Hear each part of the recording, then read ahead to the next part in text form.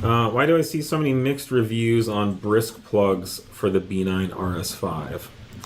Well, this is a good question. I think there's a philosophical component to answering this. We sold tens of thousands of the two MOR, the two MOER 10S plugs, countless plugs. And some percent of customers who ran those plugs reported having issues, from misfires to shorter life, outright failed plugs, things like that. We have the best idea from a failure rate and quality control level of anybody, and so we were watching the numbers. We ended up working with Brisk to modify the plug to address what I would say the exceedingly rare complaints that customers had, though those complaints got amplified big online.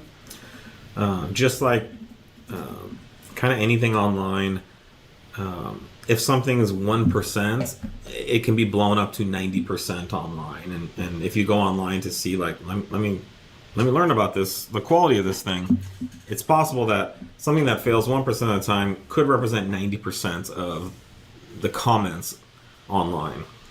Just making up numbers, but that's just an example.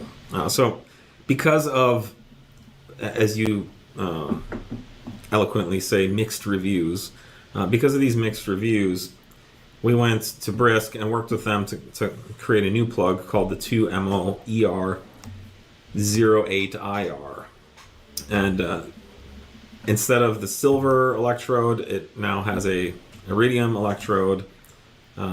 It's not that much more expensive, and isn't it right? It's like within a buck or two. It's not a huge difference, yeah. And the feedback. Well, first off, we did extensive testing on the new 8IRs and deemed them acceptable to release. We've been selling them for, 4 months, 5 months now. And I don't believe we've had any real issues or complaints on them. And certainly nothing like we were seeing with them. Yeah, it's a new plug that wasn't offered before. We've been testing things as we come along. We've been working with back and forth with Brisk on, and it's a much cooler heat range as well. Yeah, so to clarify, the mixed reviews or complaints or outright bashing and anger about Brisk plugs that you've seen is for the 10S plug that we no longer sell. Yep. I don't think you'll find that kind of feedback for the new 8IR plugs. And so just keep that in mind. Not all Brisk plugs are bad. And again, the silver plugs were working great. We had great results with them. I think you can confirm. Oh yeah, we have from an engineering side, thousands and thousands of we miles did on them. All of our tuning and calibrations on them. We did track days on them. Just here at this company, we put hundreds of thousands of miles on them. We run these in everything here to test and validate and put them through their paces. But the 8IR, we updated the heat range, and then we went to the iridium material, which is just a lot more durable than the silver. And the silver and Brisk's kind of marketing pitch for the silver is that silver is conductive, but it's a sacrificial. The idea is that the silver electrode will melt and sacrifice itself before maybe your motor would. But what we found is it's kind of like putting a fuse in the system that's just too small, and the fuse would blow sooner and more often than it needed to. So it was like a 5 amp breaker in a system that really needed like a 10 amp, and it was just tripping, and these electrodes were melting and causing issues. So the iridium material, being iridium, granted to us by stars and comets and asteroids, we interact with.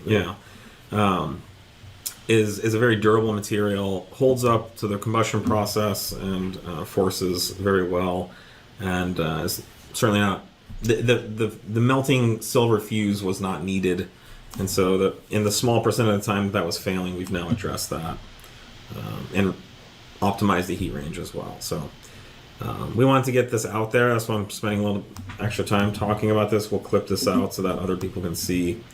But there's nothing wrong with Brisk plugs. They're a great company to work with. Yep. They took our feedback. They work with us to create the plugs and the products that work for you guys, so you can make 750, 800 horsepower street cars. Yeah, when we started the whole journey too, it was like they didn't even have plugs that fit with the exact OEM profiles or coil interfaces and whatnot. That's all been developed since we started working with them with the B9 platform. So lots of progress. So any legacy feedback is definitely, it's not the same game that's being played anymore. Mm-hmm.